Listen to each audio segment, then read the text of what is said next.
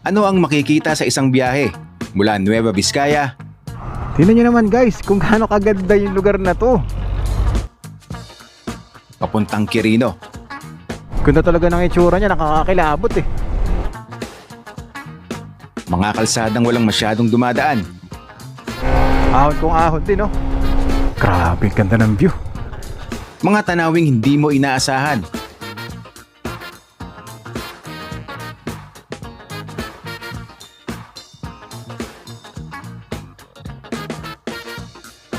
At mga kwentong nabubuo habang nasa daan. Ang linis din ng ilog. Solid, no? 99.20 na dito, no? Magkano yung diesel dito sa inyo, kuya? 127. Grabe. Ito ang biyahe ko mula Nueva Vizcaya hanggang Quirino Province.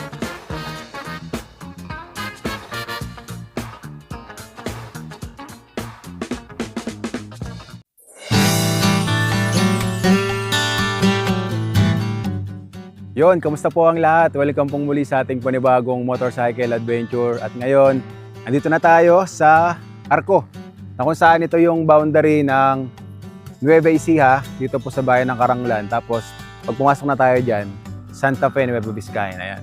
So, dito tayo magsimulang mag-vlog dahil ang pupuntahan natin ay ang Quirino Province. Yun ang magiging destination natin ngayon. Siyempre, kasama ulit natin si Suki Moto. Alright, it's nice to be back. Alright, see. Mula Pulilan, Bulacan, nagbiyahe na tayo ng 163 kilometers. Gano'n na kalayo yung tinatakbo natin. At mula dito, mga nasa 3 oras mahigit pa yung momotorin natin para makarating sa Quirino Province. So tara, simulan na natin to para mapuntahan na natin yung magagandang spot na gusto naming ibahagi sa inyo.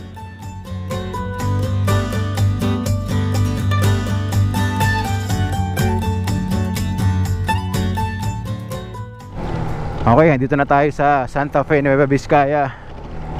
Minsan matsyempohan nyo dito kapag dumaan kayo ng maagang maaga, like 5:30 or 6 a.m. Grabe yung kapal ng fog dito.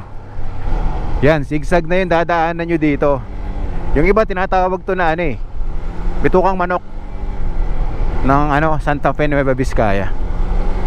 Ayan o, tingnan nyo kung gaano ka-sharp yung mga likuan dito. Yung kaliligo mo pa lang sa kanan, tapos yan, liko naman ulit sa kaliwa. And dito matsyempohan nyo minsan tambak yung mga naglalakihang mga truck, kaya mahirap din na ma-overtake dahil nga zigzag, blind spot, tsyempo ka talaga. So sa ngayon, yan, medyo maluwag-luwag pa yung kalsada na dinadaanan natin. Mula dito magmumotor pa tayo ng 2 hours and 51 minutes. Bali 126 kilometers pa hanggang marating natin ang Quirino Province.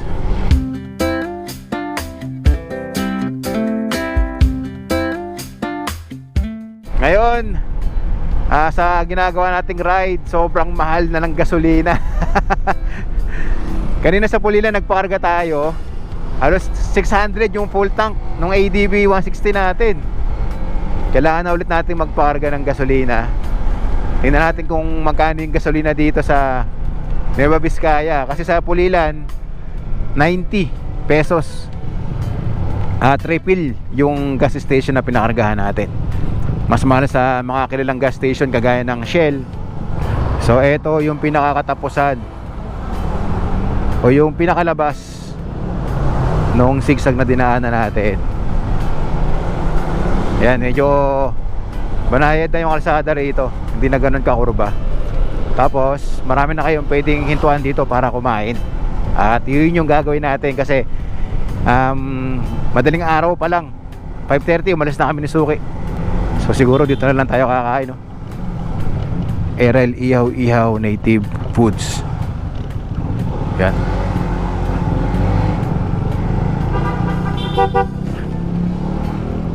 Okay, kain mo tayo dito bago natin pagpatuloy yung biyahe natin papuntang Quirino Province.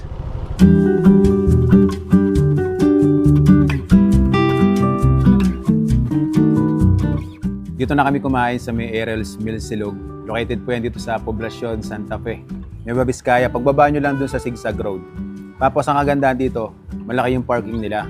And ilang beses na rin tayong kumain dito at nasarapan tayo sa mga pagkain nila dito. At ito yung in-order natin, crispy liempo tapos pakbet.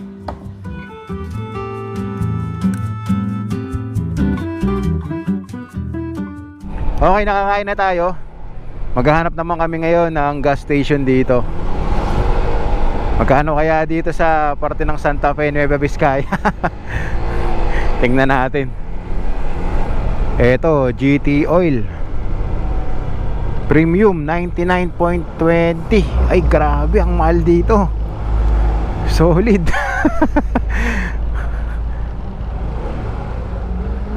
Okay, sa Pulilan 90 ang premium doon. Full tank po sir. Premium. Solid no, 99.20 na dito no. Tataas pa ba yan sir? Ewan ko lang sir, sa Martes. Wala pong update eh. Pag tumaas yan, abot na lagpas ng 100 no. So ayan, sa mga biyahero nakagaya natin, talagang apektado tayo. Lalo na kung malayo yung pupuntahan natin. Dahil sobrang taas na ng nilaki ng gasolina ngayon.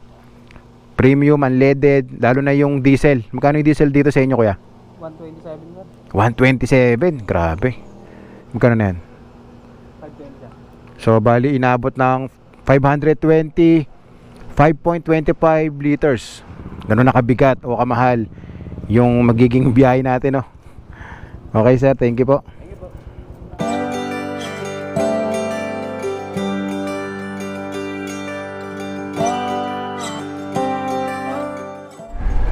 Wow, ito yung magandang spot dito na dadaanan ninyo habang kayo ay nasa kalsada pa lang.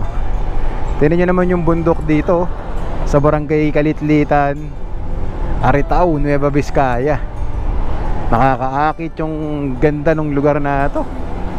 At meron ako nakikita ng kalsada. Katabi muna tayo. Wow, meron na palang dito, kalsada sa gilid ng bundok na yun Paano kaya tayo makapunta dyan? Bah, meron na palang mountain pass dyan. So subukan nating puntahan. Tingnan natin kung makakadaan tayo dun. Sigurado maganda yung tanawin dun. Hanapin natin dito kung saan yung daan para makalipat tayo dun sa kabilang kalsada. Subukan natin pumasok dito. Yan. Rough road tong dinadaanan natin ngayon. Yeah. Sana mapuntahan natin yun Tapos na kaya yung kalsada na to. May mga nakakasulubong tayo dito. Ibig sabihin nakakadaan sila sa ilog. Meron tayong river crossing na gagawin. Ay, yun, meron na palang tulay. May mga naliligo dito. Galing Wow. Ang linis din ng ilog. Tingnan nyo naman yung bundok sa harapan natin Time check 11:06. Ramdam na natin talaga yung init. Nasa 32 degrees na ngayon dito sa Aritao, Nueva Vizcaya. Eto, magandang kalsada na itong dinadaanan natin. Yan, nakikita ko na, palapit na tayo ng palapit. Mukhang makakadaan tayo Dito, makikita natin may nagsasangang daan. Sementado na rin, pero dito tayo para makalapit tayo dito sa kalsada, sa mountain pass na to. Wow, ito na tayo. Bagong bago lang tong kalsada na to. Mataas din. Ahon kung ahon din Yeah.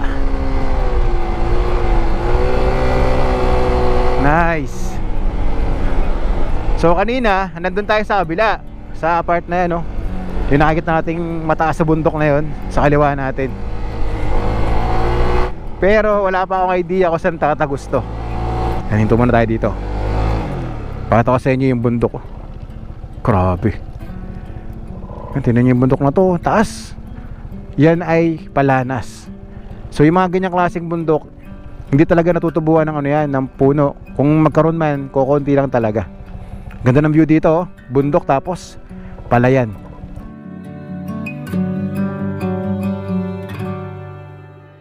Makikita nyo, oh, yung pagkakatabas dito sa gilid ng bundok. Nakakamangha, no? Kung paano nila nalalagyan ng kalsada yung mga ganitong bundok. Tingnan nyo naman yung tanawin. Medyo patayo na yung mga damo sa bundok. Sobrang init na ng panahon ngayon, no? Marami pang buhangin yung kalsada. Sigurado kapag hapon o umaga, madaming pumupunta dito o tumatambay. Wow. Ito, pababa na tayo. Grabe, ganda ng view. Woo! Doon tayo galing kanina, oh, sa may kalsada na yon. So hindi na namin diniretso ni Suki yung ano, yung pinakatutumbukin ng kalsada na to, kasi nga out of way na pala kami papunta ng Quirino Province. Yung pabalik, grabe yung tanawin. Baka solid. Pero kung madadaan din kayo dito sa may Aritaw, subukan nyo ding daanan yung kalsada na to, guys. Napakaganda nung view na makikita nyo rito.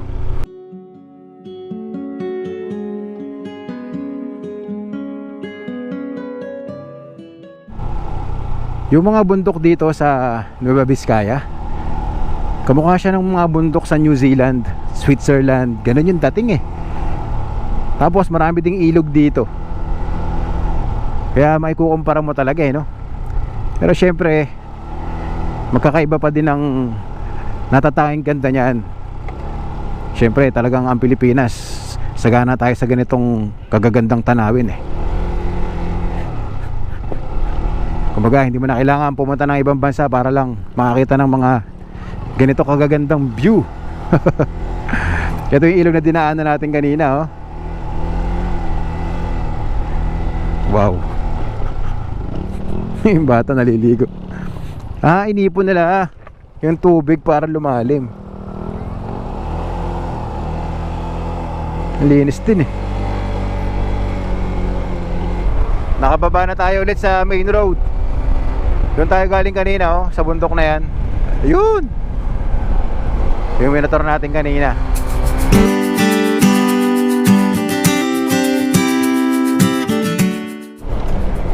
Ito yung spot na isa pa sa mga paborito ko dito, oh.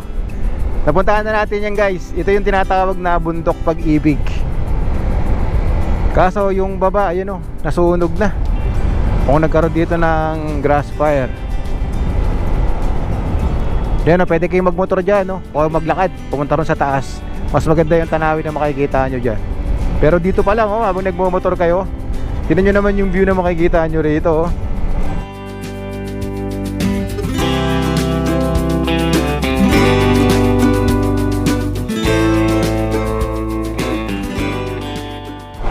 Grabe, sobrang init ng panahon ngayon. Hay! Ayan, dito sa motor natin makikita ninyo, oh, 38 degrees. Ganyan kainit yung panahon o yung oras ng pagmumotor na ginagawa natin ngayon. Ngayon ay alas 12 ng tanghali. Dito talaga sa parte ng Cagayan Valley o Region 2, sobrang init dito. Dito sa Quirino, Isabela, yung mga probinsya na yan, kapag pupunta kayo ng ganitong summer, March, April, grabe yung init ng panahon. Yun, welcome to Bangbang. Pagkatapos nating daanan ng Aritaw, Nueva Vizcaya, andito na tayo sa Bangbang, Nueva Vizcaya.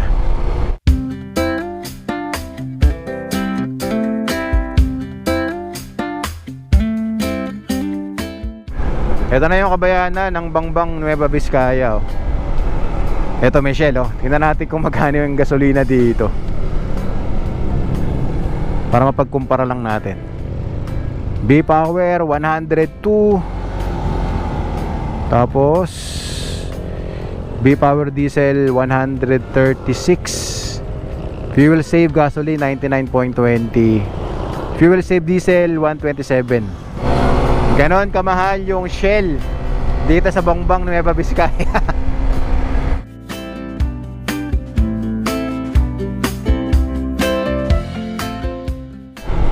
Dito naman palayan yung makikita natin, no?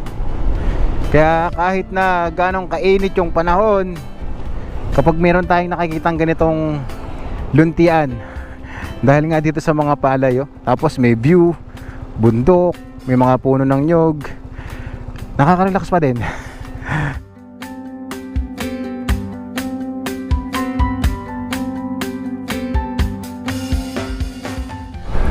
Ito na yung tulay dito sa Bangbang, yung tinatawag na Bato Bridge. Isa ito sa pinakamahabang tulay na makikita nyo rito sa Nueva Vizcaya. Ang laki din ng daluyan ng ilog, lapad. Tapos habang nagmamotor kayo dito, yan yung view ninyo. At paglagpas natin dito sa tulay, papasok naman tayo dito sa bayan ng Bayumbong.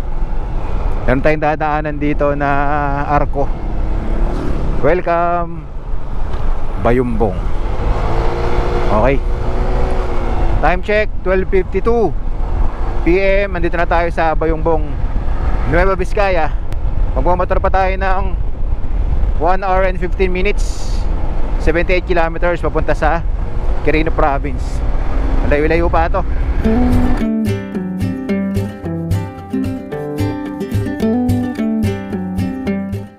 Pagpasok ninyo ng arko ng Bayumbong, ito na idadaanan ninyo.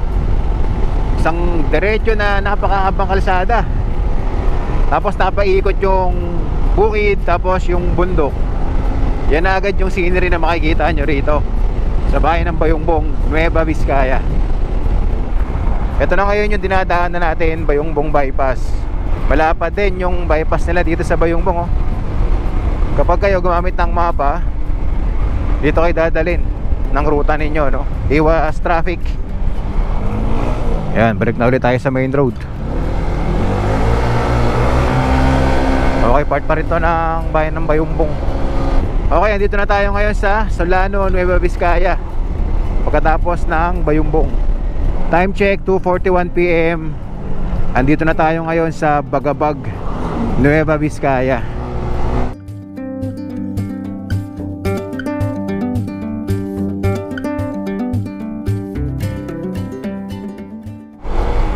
Meron tayong dadaanan dito na tulay.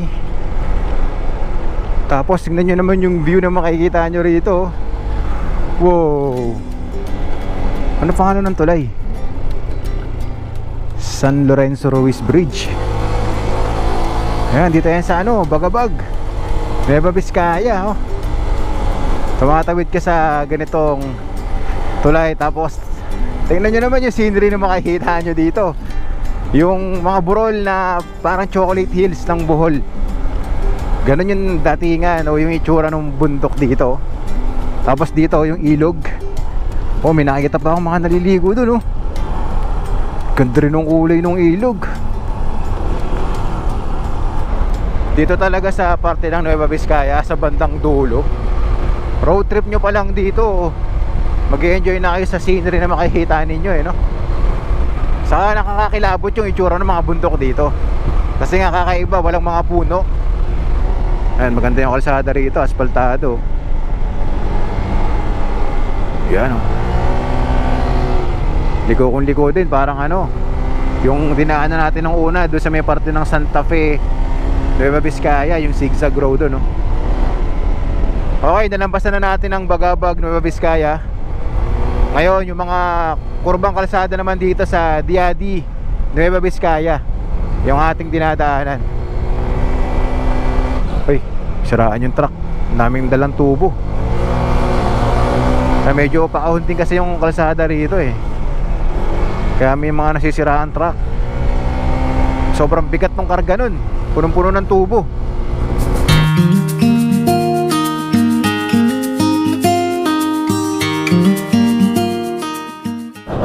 Dito nagbibuild na rin ng traffic. Sobrang laki ng truck. Ayan, tiyempo na lang tayo dito. So na-tiyempo natin ngayon na nilalaparan nga yung kalsada rito, kaya ganito. Ay, kinakain yung bundok, oh. Mga bako, dahil mga heavy equipments dito. Kung sakali pupunta kayo dito ng April, kaya matitiyempohan nyo din na ginagawa yung kalsada rito.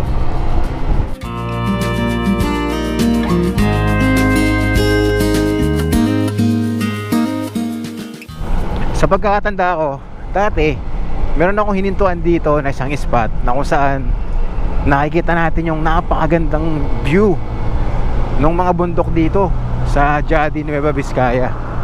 Yun, eto yun. Tabi muna tayo sa kaliwa. Yan, oh. Ay, tingnan nyo naman guys kung gaano kaganda yung lugar na to. At-tiyempohan natin ngayon na may tanim na palay. Kaya naman nakadagdag ng ganda to. Tapos yung mga bundok na to, yung rolling hills. Ako, para sa akin sa tuwing nakakakita ako ng mga ganitong klaseng bundok, gustong gusto ko. Yung iba sinasabi, kalbo daw, wala daw puno. Pero meron talagang ganitong mga klase ng bundok na damo lang yung tumutubo o yung bumabalot. Dahil nga yung klase ng lupa na meron ito ay hindi kayang bumuhay ng malalaking puno. Kung meron man, konting-konti lang. Lalo kapag nakita nyo to ng personal. Sobrang ganda ng view dito sa lugar na to. Ay, sa layo ng biyahe, sa init na nararanasan natin, ito yung pinakagantimpala natin, no? Kapag nakakita tayo ng sobrang nakakamanghang tanawin sa mga lugar na pinupuntahan natin. Ito yung premyo natin kahit tayo ay napapagod. At syempre, binabahagi ko naman sa inyo yung mga ganitong klaseng tanawin na meron dito sa ating bansa.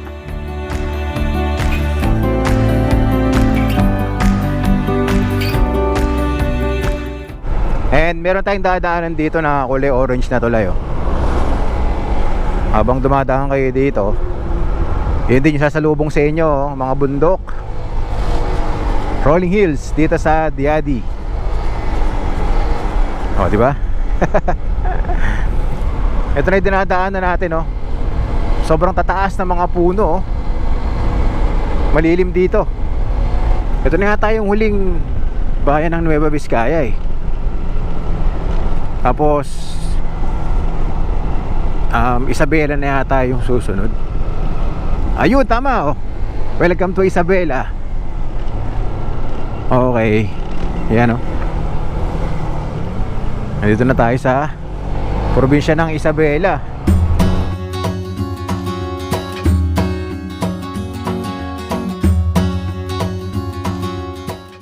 Yan, oh. Dito mas malapit nating nakikita yung Isabela Day Will Be Done.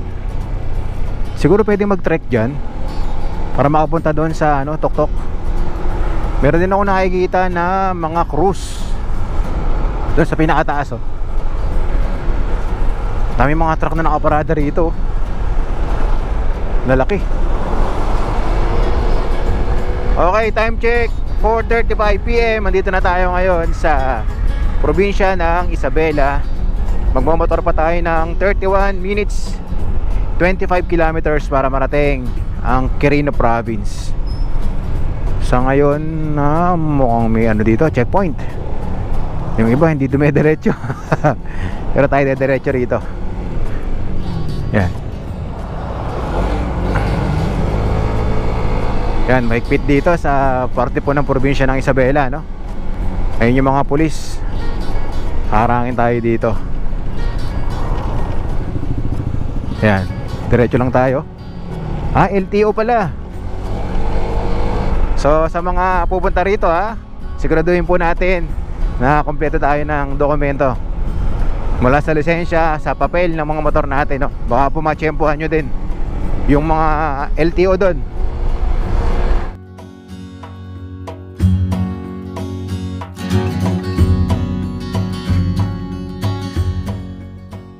Okay, ito yung unang bayan na dadaanan nyo dito sa probinsya ng Isabela, ang bayan ng Cordon. Ganda ng kalsada rito sa Isabela, oh. Isang diretso. Tapos paakyat. Asfaltado. Ang luwag ng kalsada rito. Walang traffic. Hindi rin ganun kadami yung sasakyan na nakakasabayan natin. Dito sa Isabela, more on long stretch na kalsada yung dadaanan nyo rito.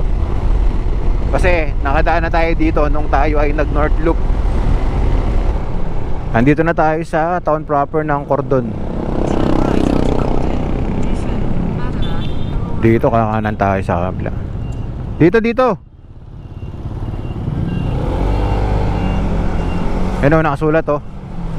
Quirino Province. Ayan. Alam ko dito rin yung entry point. Tapos ang labas Dinadjawan, Aurora. So tingnan natin kung kakayanin sa mga susunod nating episode na i-cover yung kalsada na mula dito sa Quirino. Ang labas nga natin is yung sa Dinadjawan, Di Bacolao, Aurora.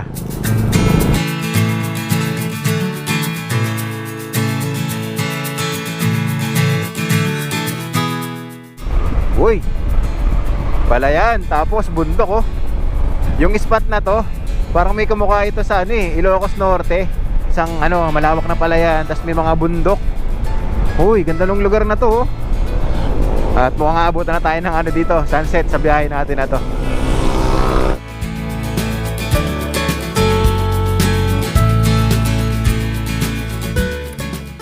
Andito na tayo sa bayan ng Difon, Quirino. Pakitama na lang po tayo kung mali yung pagbigkas natin. Hindi ako sure kung Difon o Difan. Ito, tanong natin dito kay Kuya. Kuya, magandang araw. Ano po ba to? Difon? Yun po tama, Difon o Difan? Difon po. Difon. Sige po. Maraming salamat, Kuya. Yan. Yun, sigurado na yun. Kasi local yung nakausap natin. Yun yung tamang pagbigkas sa bayan nila. Difon, Quirino. Ito na yung town proper dito sa bayan ng Difon. Tapos yung Cabarogis, yun, 10 kilometers. Diyan tayo nakapin sa Capitol Hotel.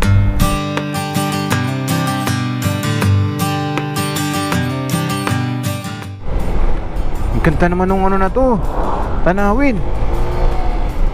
Wow. Tingnan nyo, guys. Nakakakilig kapag nakakita tayo ng mga ganitong view, no? Kasi wala nito sa bahay, wala nito sa Bulacan. At ito yung talagang isa sa dahilan kung bakit ako pumupunta, nagmumotor sa sobrang layong lugar para lang makakita ng mga ganitong klaseng tanawin. Ay, grabe. Yung kombinasyon ng palayan, tapos itong bundok na nakikita natin dito.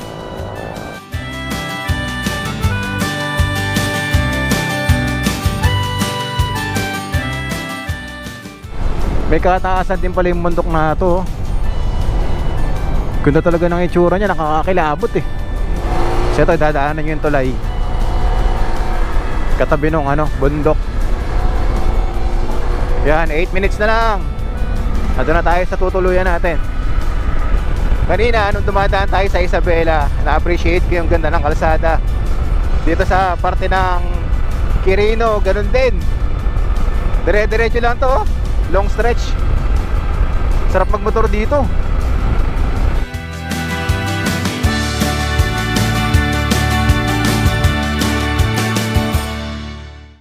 Aglipay, Madela, Nagtipunan.